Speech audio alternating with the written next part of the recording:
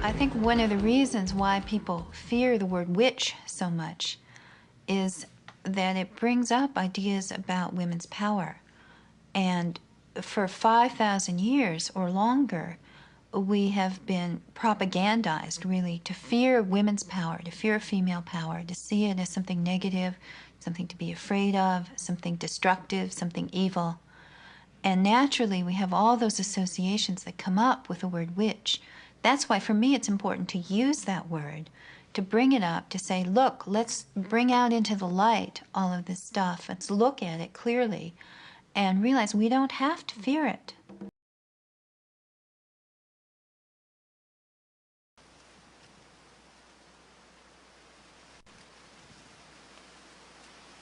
Feel the energy. Draw it all the way up from that very core of fire at the center of the earth, all the way up through your body and out through your hands and around the circle on your hands, and feel it move up through your neck and your throat and out the top of your head like branches that reach up to the sky and sweep back down to touch the earth again.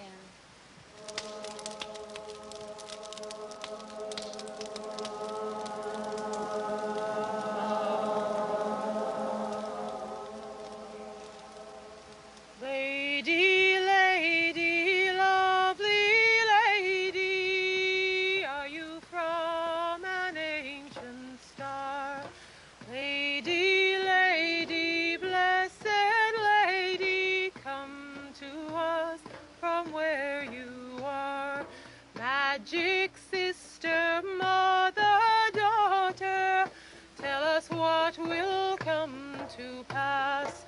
You are moon, earth, and water. You are here with us at last. Lady, join us in our circle. Lead us in the spiral dance. Can you speak your magic words? Will send us all into a trance.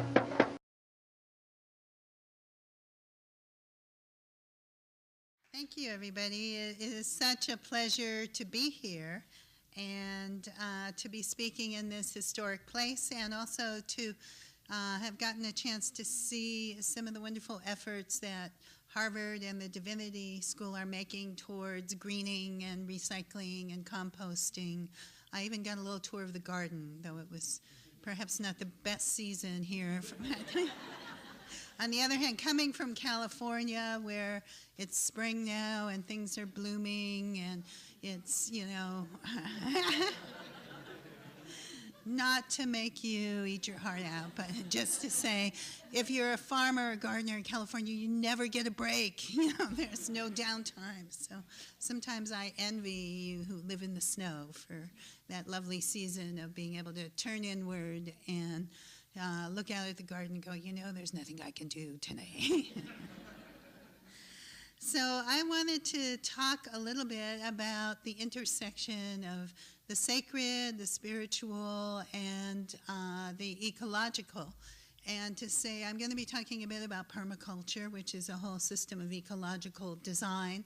And one of the things that we talk about in permaculture is the concept of edges, or in biology they call them ecotones. The places where two different systems meet are places of great dynamism. They can be places of great tension, but they can also be the most creative, most diverse aspects that kind of create a third system that is often richer than either of the other two. So if you are out there looking to find the deer don't hang out in the deep, deep forest, and they don't live out in the middle of the plains. What they really like are those places where the meadow meets the woods, where they can go out to graze and go back into the forest for cover.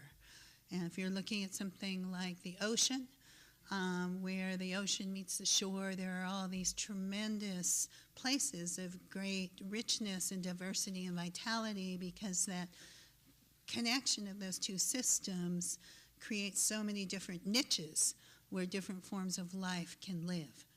I often think of that in terms of systems of thought, that when you bring together something like spirituality, ecology, politics, you can create a rich edge that can be sometimes richer than any of those systems can be alone. So that's kind of where I'm coming from today. And I wanted to begin by just giving you a little background on myself and sort of how I got into this particular combination of things. I came out of the early feminist movement in the late 60s and early 70s. I had been raised Jewish and brought up with a pretty strong Jewish education and background, but that was the 60s, where everybody was experimenting with all kinds of different spiritualities, where one of the interesting edges at that time that people were exploring was that edge where Eastern spirituality met Western spirituality, many different kinds of exciting revolutions in thought, not to mention the revolutions in politics, and of course always sex, drugs, and rock and roll, which are a certain kind of spiritual practice all of their own, I guess. And out of that mix, I started to become aware that for me as a young woman at that time in Judaism, there was sort of nowhere to go with my education. There were, I'm talking like 66, 67, there were no women rabbis or cantors or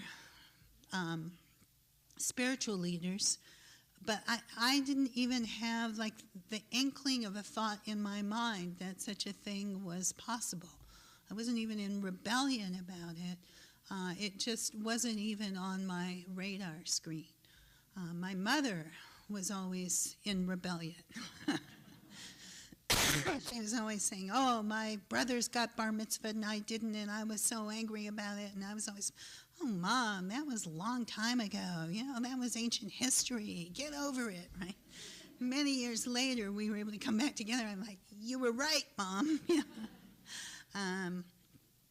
But as I began reading and learning and thinking about feminism, one of the things that started to become apparent to us in those days of exploration was how much religion and religious concepts and our concepts of God and the sacred determined our social relationships and reinforced the idea both that men were supposed to be in power over women, but also were connected to a whole series of metaphors deeply embedded in our language around how goodness and value was associated with things that are high and light and white and outside of the world, and things that were dark and down and dirty and embodied were devalued. And you can see that when we talk about dirt. You know, you talk about, I'm going to, here at Harvard Divinity School, I'm going to show you dirty pictures. Yeah, right. And yet without dirt, we don't live, you know, right? And those metaphors, I think, are also deeply reinforce racism, as well as other kinds of divisions. They reinforce a kind of classism because people who work with their hands or work with the dirt or do actual physical things or tend bodies or tend children are devalued compared to people who work with abstractions and manipulate things that don't actually exist. And we can definitely see that right now in our financial crisis that's operating very heavily. So we started to develop that critique in the 70s, and some of us started looking and saying, was there ever anything else? Well, I happen to know that there was something else because back when in my first freshman year at UCLA, a friend of mine and I had done an anthropology project on witches, and we had run into some people who were actually practicing what they told us was this tradition, this religion that had survived from before Judaism, before Christianity. That was the old pagan, shamanic, earth-based spirituality of Europe and the Middle East. And we kind of went, wow, that's really cool, started learning, started practicing, eventually kind of drifted away from that original group of people. But in terms of the feminist movement, I was like, there's a religion that says there's a goddess, right? That says earth is sacred, nature is sacred, that says sexuality is sacred, women's bodies are sacred, that says me, as a young woman, there are no barriers to my moving forward and taking leadership. And to me, this has something to do with feminism. Well, not too many other people thought that at the time, because most feminist thinkers and writers seemed to feel that religion was the opiate of the people and was inherently oppressive. But I did meet some others. There was a woman in LA named Z Budapest who had a shop called the Feminist Wicca, who had carried on a tradition that had come to her through her family tradition in Hungary. I moved to the Bay Area, I met other people, and we began learning and practicing and experimenting. And because a lot of us who came together were political activists from the 60s or feminists from the 70s, we practiced our religion in a context that said, hey, if we really believe the earth is sacred, we can't just sit back and let idiots destroy her. We have to do something about it. So part of our spiritual and religious practice must be engagement with these great political and environmental struggles of our time. And if we believe that every human being is an embodiment of the goddess of the sacred, then we can't just sit back and let some people oppress others. We have to be involved in these great social justice struggles of our time. And I'm proud to say that many of us in Reclaiming have been, from that time onward, involved in many, many, many different struggles and issues around social justice, peace, and environmental issues. So, sorry. Time went on, and sometime in the late 80s and the early 90s, I met up with a friend who had just taken a course in something called permaculture.